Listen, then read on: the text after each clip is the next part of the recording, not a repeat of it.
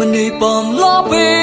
vì môi kia bom thọ nhiều sẽ là mong khu mình đi bom u nâu mùa vì u môi bom tì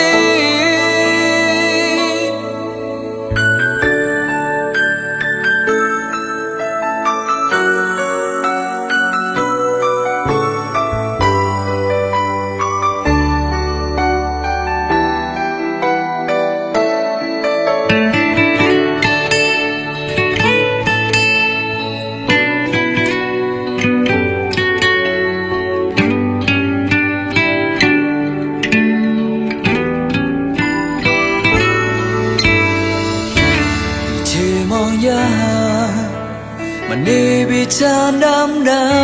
go à tao quay u một lại còn mùa cho môi mong muốn lo bị chan lòng so bị mùa chứ mong nỗi lo rau này lo bị chấp vào vô thâu là grau bị mùa ô nơi mong tua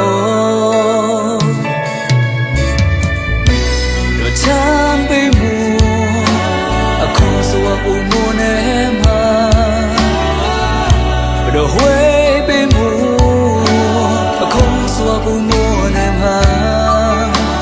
Chân lâu bị chán chán, chân lâu bị bong bong, u xì mong tay đâu ra. Mình đi bong lóp vì môi kia bong thọ nhiều sẽ là mong khô. Mình đi bom u nâu mùa vì hù môi bom tì mình đi bom lóp vì môi kia chán thọ nhiều sẽ là mong khô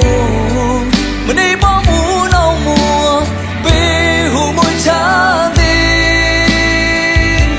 mình đi lóp vì chán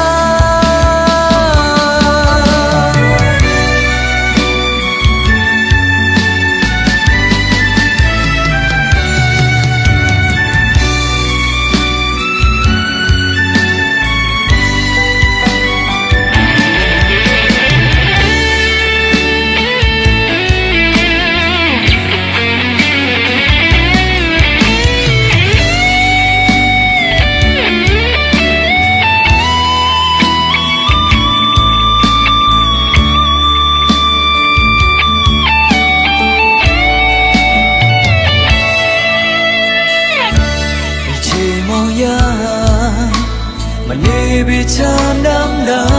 go à tao quay u mùa lại còn mùa cho môi mong muốn lo bị chan lòng so bị mùa chứ mong nỗi lo rau này lo bị chấp vào thâu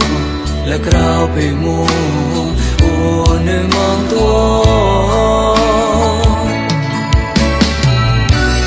Chan bị mùa không xua u mùa ném hà đồ Huế bị mùa không xua u mùa ra chân lâu bị chán chán chân lâu bị bong bong u xì mong tay đâu ra